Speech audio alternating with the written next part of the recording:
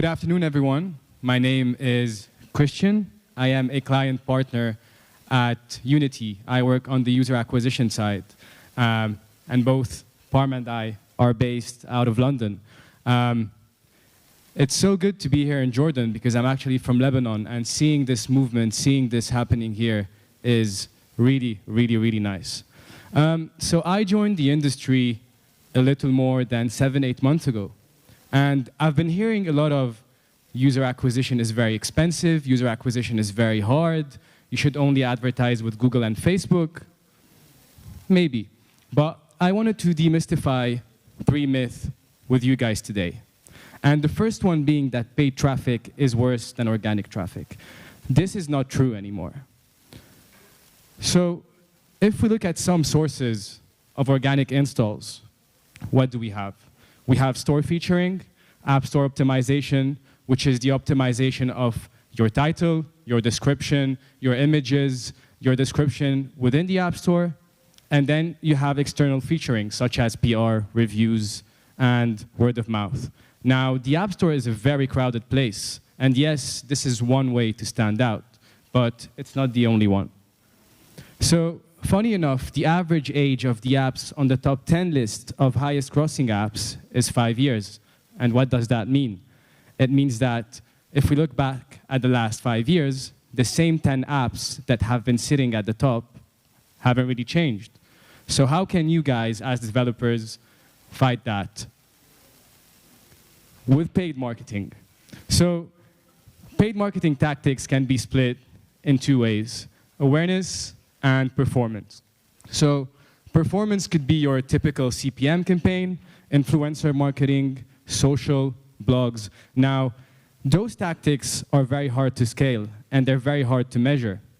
On the other hand, there is performance, and this is where user acquisition lies. And what's so important about performance is that KPIs are all that matters, whether it's to track an install, to track an action, or to track a click. So now let's look at some examples of awareness tactics. On the left side, we have Brawl Stars, who pre-launched their game with a few YouTube influencers and gamers.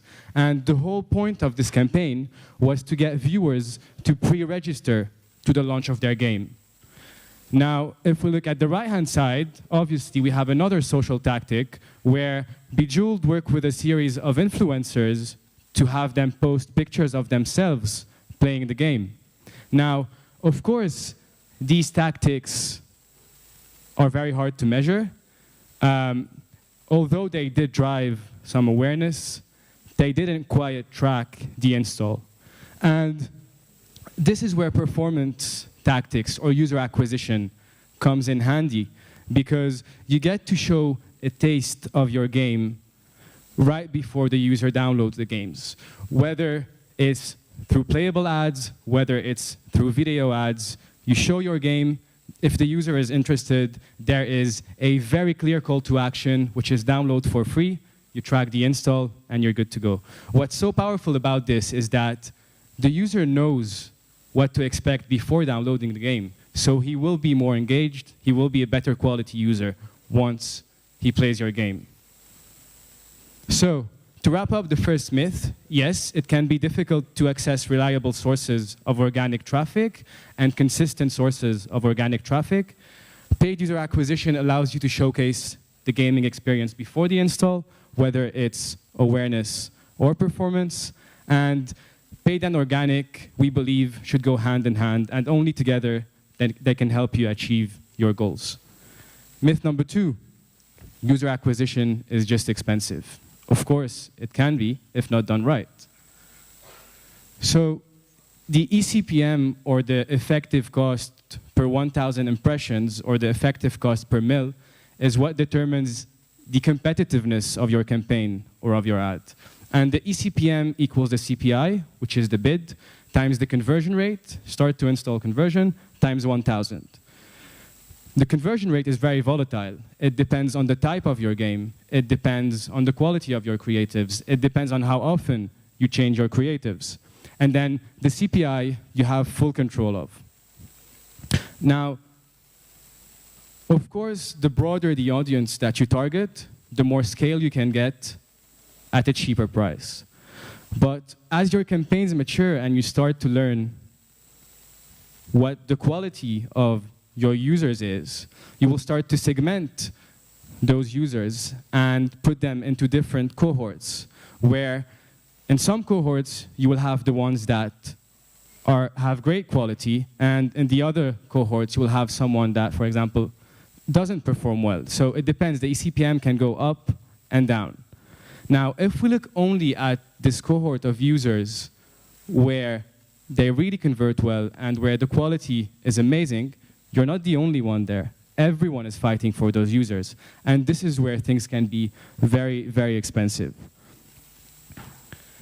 Game genre is an important factor as well. So if we look at this table here, we have 3 different genres: hyper-casual, hardcore, and casual.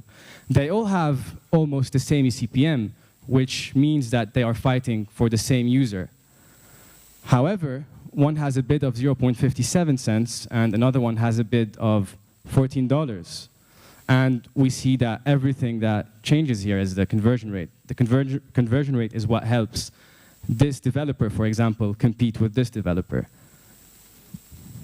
But it's not because someone has a bid of $14 that it means that it's expensive. No. It all comes down to the lifetime value and to the revenue on ad spend, or ROAS. For example, for the second one, clearly it doesn't make sense to advertise. There's a return on ad spend that is below 50%. So yes, the advertiser is losing money. Absolutely doesn't make sense to advertise. The first one is making a 75% return on investment. So not only they are running scalable user acquisition, but they can reinvest that money into the game and make it even better and monetize even better. Now, even if we look at the last one, who's breaking even, in user acquisition, it's considered a success because they are bringing more and more active daily users within their game, which on the long run will translate into money. So myth number 2, it's expensive, is all relative to the value and the return. So of course, the narrower the targeting for quality users, the more expensive it gets. The LTV and ROAS should be the driving factors for what you're willing to pay for an install. And paid UA is scalable. With efforts, you can reinvest that money into your game and make it even better. User acquisition is too difficult. Today, most dashboards or most user acquisition platforms offer an easy-to-use user interface, if I can put it this way. So for example, with Unity, if you want to advertise your app, you go to the App Store, you copy and paste the link of your app in the dashboard, you're good to go. If you have your creatives ready, and if you have your tracking links set up, you can be running within a few minutes.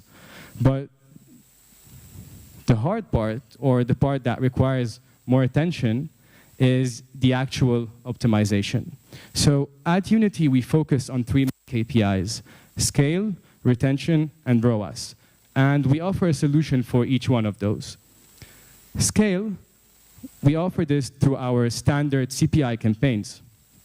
Retention and ROAS through our audience pinpointer product, which is a machine-learned back product, which does the optimization for you. So how does this audience pinpointer actually work? Let's say a common practice would be to place the same bids across all users. And this is how user acquisition starts, when you just start it. But then as you start learning and you start seeing different quality, you will start segmenting those users into different cohorts, whether it's based on their devices, on the OS, or on the source level, or on the publisher level. But with Audience Pinpointer, we take it one step further. And we believe that each user has a different value, and we want to pay the absolute right price for every single user. How does that happen? When there's an ad request, the algorithm is going to look at thousands and thousands of ad requests. So what will the machine learning model do? It will predict the value of each one of those users we just sent an ad request to, and it will decide on the bid based on the predicted value of that user and bid dynamically on that user. So for a bad quality user, we can bid 0.01 cent, but for a good quality user, it depends on what your max bid is or how much you're willing to pay. It can go up to, it depends, let's say $10. And the more installs we get, the more data we gather, the more accurate the predictions become, and this is when the magic happens. And this is where the campaigns start optimizing for you, and you have to look at the magic happen. So to sum up myth number 3, creating campaigns themselves is not difficult. It can be almost intuitive. There has to be a learning curve before campaign optimization. You have to put some time and effort into it. And then there are advanced solutions to provide algorithm-backed optimizations, and they actually work really well. So in summary, paid and organic traffic are important and can build on one another. LTV and ROAS should be the driving factor and are your key metrics. Experiment and utilize machine learning. The world is moving fast, and it's doing wonders. I'm just going to leave the floor to my colleague Parminder, who's a client partner on the monetization side. If you have any questions, please keep them here, and we'll have a Q&A towards the end. Thank you very much.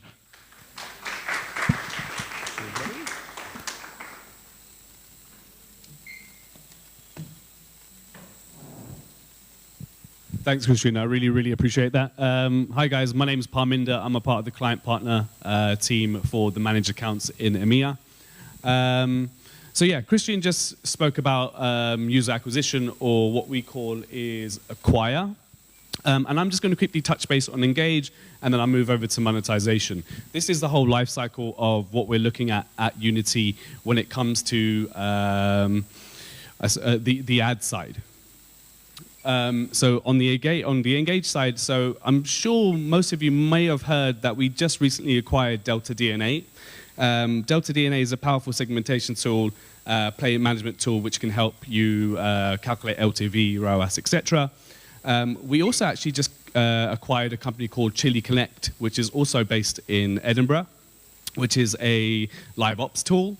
We're working on GameTune, which was recently announced at Unite Copenhagen, which some of our publishers are using in a way to manage tutorials or how quickly a user goes through a tutorial or goes through their game.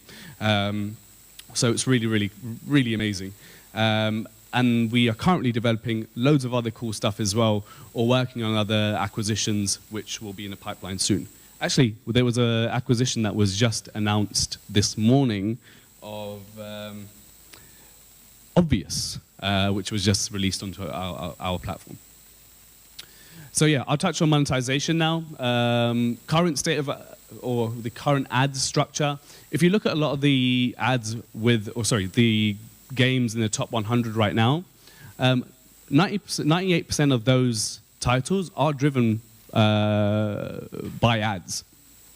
Hyper-casual currently, if you look at all the hyper-casual titles, they're all mostly driven by ads. We've got mid-core, which varies, and then hardcore, there's a good 80-20 split there. Actually, if you guys were a part of the conversation this morning by Tamatem, he also mentioned how within the Arab region, there's a lot of, it's mainly IAP-based, 80%, and then only 20% ads-based. What we find at Unity is that games with higher IAP economy usually choose Unity for exclusivity.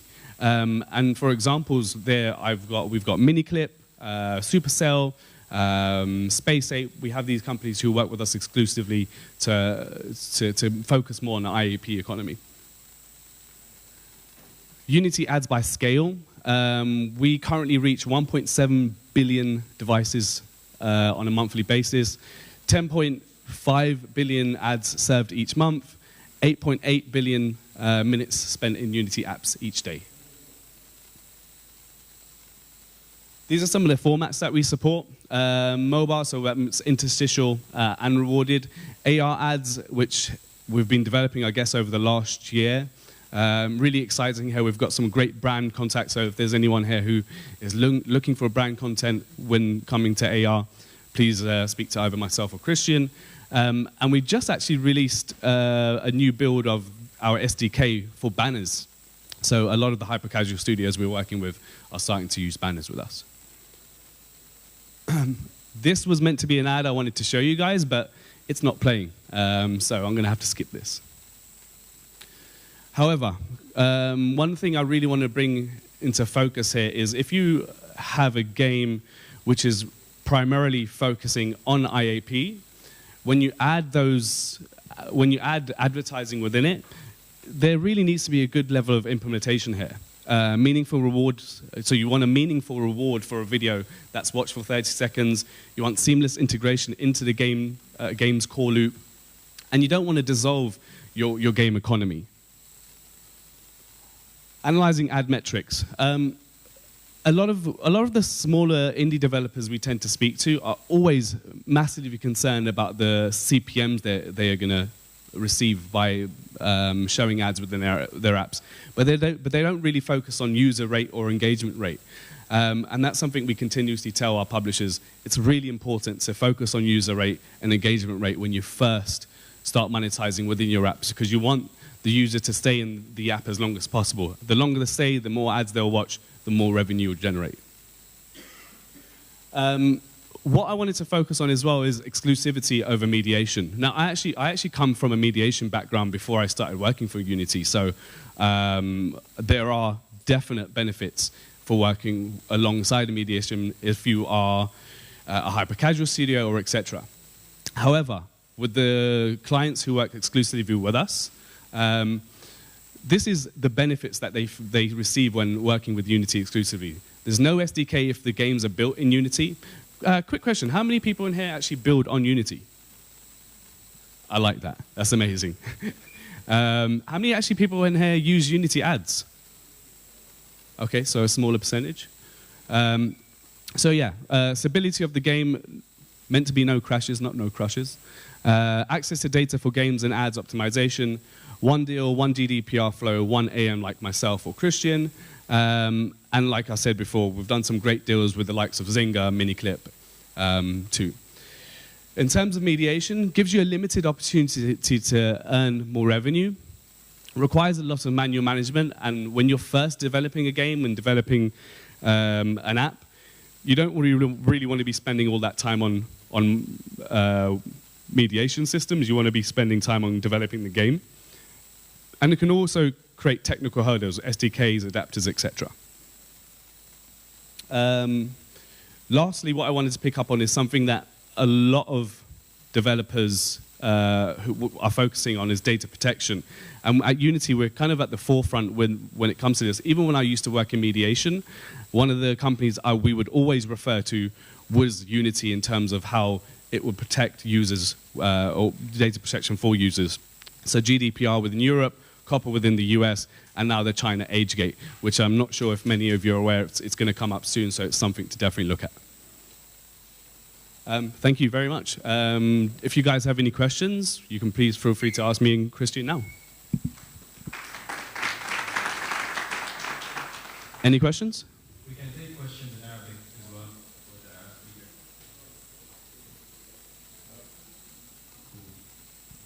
Thank you very much, guys. Well, let me ask some questions. We've got plenty of time.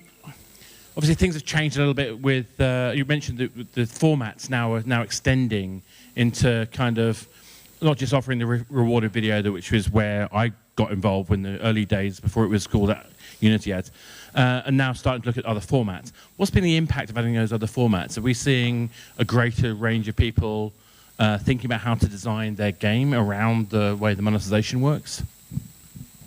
Yeah, generally, a lot of developers are looking at how they should design their game in terms of the new formats that are being released. It's actually really surprising how many questions we get asked about AR and how companies should start linking. I can't remember the name of the game. It was a zombie airship game which turned into an AR game, and you had the ability. So that company kind of stemmed the way, and there are a lot of companies right now, especially within Europe, which are looking at implementing AR ads. On the banner side, there's it's mainly the hyper casuals. There's a lot of revenue because there's a lot of players within hyper casual, so they want to add another revenue stream. Not really looking at game design with hyper casual, it's just more revenue. But I think it's an interesting thing, particularly when you look at like the way AR type ads are working. I think looking at the way that we build the framework of the space of the game and the placement of an ad within that space, I think it's particularly interesting. I was working with a couple of people working on in-world game ads for recently, and I think there's definitely something in this space about rethinking what we do in terms of presenting brands and presenting interactions with brands. And I think particularly with, like you said, the hyper-casual bit, that they've really focused in on actually there are games where your fatigue level is almost irrelevant because you're going to throw the game away anyway, and so we want to present people. So where I'm going with that is there used to be a threshold about how many ads people would naturally be comfortable seeing, and it was always a trick to try and work out how much you should show or not show. Has that become easier? Has that become harder? I mean, how does that work? I think so. I think it's become not hard. I think it's become easier within mid-core and with hardcore games, because now what you're just focusing on, and there's so many different games to take for reference, is where the ads should be within the game core loop to make sure that the player's experience is not ruined at all. However, touching back on hyper casual or the casual titles, there's not much feedback. There's not a real format, or I suppose a template, as you would say, to kind of follow. However, with mid-core and hardcore titles, which we do really well at Unity, there is a template. There are formats. There are ways, and it's always focusing on the game design, the user experience. Hence, why a lot of the bigger publishers like Miniclip, Supercell tend to only use Unity, because the Unity ad format also is very clean and gets probably one of the least complaints on app stores. That's been the truth for quite a long time, and I think there are a few kind of highly professional ad networks out there where that kind of relationship is perfectly solid. But there's obviously a rise. I think as AppsFlyer guys are talking about a rise in fraud, and obviously this is a connected piece. So I'd love to know sort of, obviously you can't do everything about fraud, but it'd be interesting to know what your take is on that kind of fraud piece and what tools and techniques that the audience can take into account to minimize that. Yeah, I think when testing your apps, it's really important to understand where fraud mechanics may be played in within your apps. I don't have the highest knowledge in terms of where because we have a whole dedicated fraud team that we work with at Unity. And it's actually because I've only been at Unity for the last 6 months, and it's surprising that it's the first time I've worked in ads over 4 years that I've probably only had one email through the whole period of working there we've had any response to fraud. It's kind of not really there. It is there at Unity, but it's a very, very minimized thing compared to some of our competitors. Isn't that I'll come back to you in a second. I think that's really about the philosophy that we've always had. I say always, I'm not we anymore, but the philosophy that has always been the place in Unity ads is about making sure that it's a professional delivery. I think it's why the focus on rewarded ads has been so powerful historically, because it meant that we were focusing on the design questions around the developer. So let me switch over, and you want to answer a question? Can you give me a link or some place where I can watch an augmented reality ad, because I haven't seen them on my games? And if you can tell us more technically, just briefly, about the augmented reality app, since it works on multiple platforms like AR Core, AR Kit, and Vuforia. Which one does it use? I'm going to have to come back to you on that question, so please come up to me when we finish this talk, and we'll go into more detail. There's something we're still learning of at Unity in terms of the AR ads. We have implementation. Actually, we're working with some smaller studios to start implementing AR ads within games, and that's kind of on a full rollout. So please come up to me later. Maybe you can be on one of our tests if you're looking at AR ads. Yeah, I remember there was lots of experiments going on in the research labs around the use of ads in VR, and I think the movement into AR is really interesting. There's a lot of people experimenting in that space right now. There are kind of two different methods in terms of how that kind of AR/VR kind of ad mechanism can work. The first one is obviously having objects in space you can interact with. It's particularly interesting around location-based games, although there are very few networks really leveraging that yet. But equally, the in-world game ad style I was mentioning earlier has become quite an interesting format. But the trouble with it at the moment is there's not enough supply. This is the trouble. We would call it supply of ads, but actually from the ad industry point of view, it's demand, which means there's not enough ads out there coming to games right now to have enough surety of it. So we're in a really interesting time when it comes to virtual reality and AR. I think we're probably about 3-5 years early. Well, maybe, is that fair? But we're definitely in a space that is definitely evolving around that. I was going to ask a different question, because I know, Christian, I haven't poked on you, and I've got like 5 minutes to fill, well, still. One thing I think is interesting about this whole model, about the different formats and all this other stuff, is how much effect it has on the likelihood of somebody installing a game as a result of it being placed well inside a game. I'm wondering if there's any analytics or any insight that can make it easier for a game to make it more attractive for people to install, and therefore getting more demand or monetization because they're making it more attractive for people to follow. Am I making sense? Yeah. I think this is one of the reasons why we acquired Delta DNA a few weeks ago, is to be able to give this data to the developer so they can actually convert their users in a better and more efficient way. You should try, if you have a game, Delta DNA has a few free features. You should definitely try it. It, for example, will tell you how can you sell this purchase better, or how can you show this ad in a better placement, and it actually works. So it's definitely worth a try. Any other questions?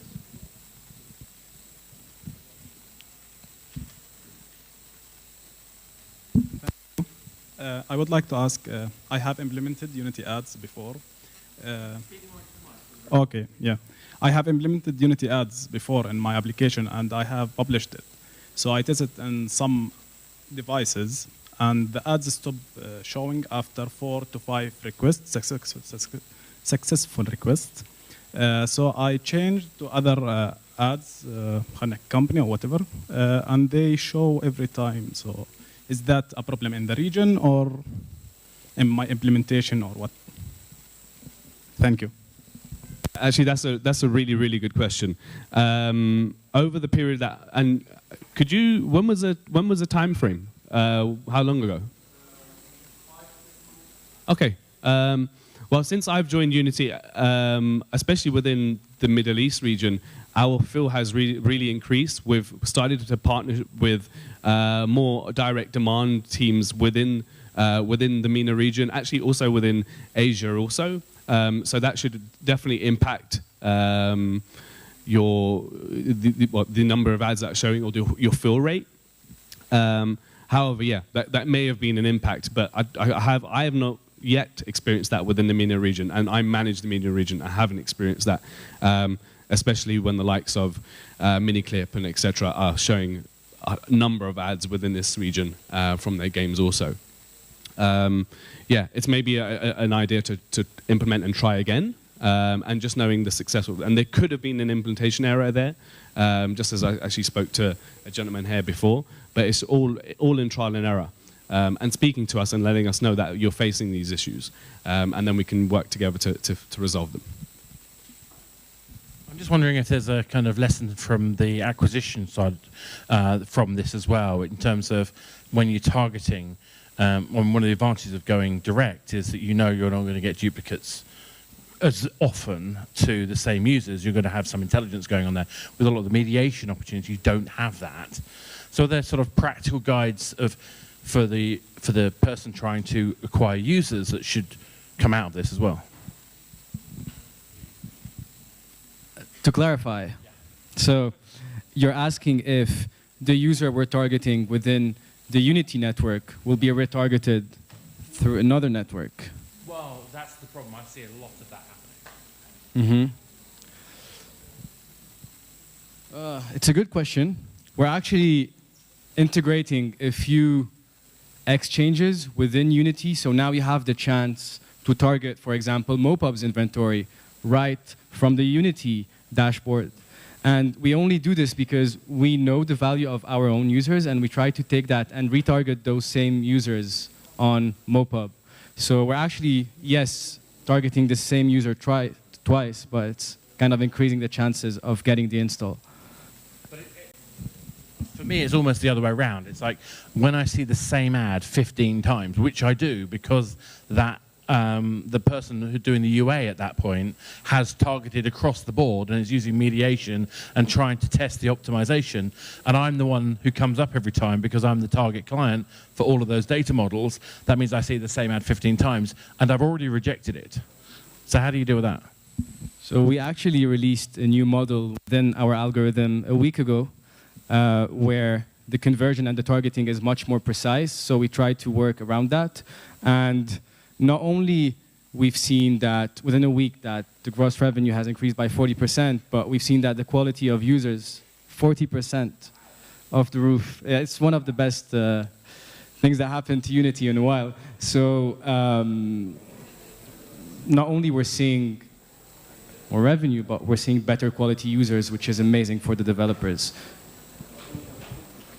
I think generally that's a trend that we're seeing, is that the better use of machine learning, the better use of design to implement, the better, smarter use of the tools to be able to target your user acquisition cohorts, to be able to do, kind of a smart bidding for the audiences and the detail that we're looking at.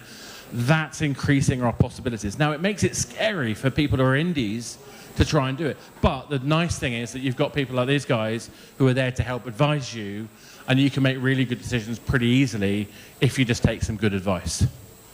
And on that note, oh, there's a question over here. I'll just come through.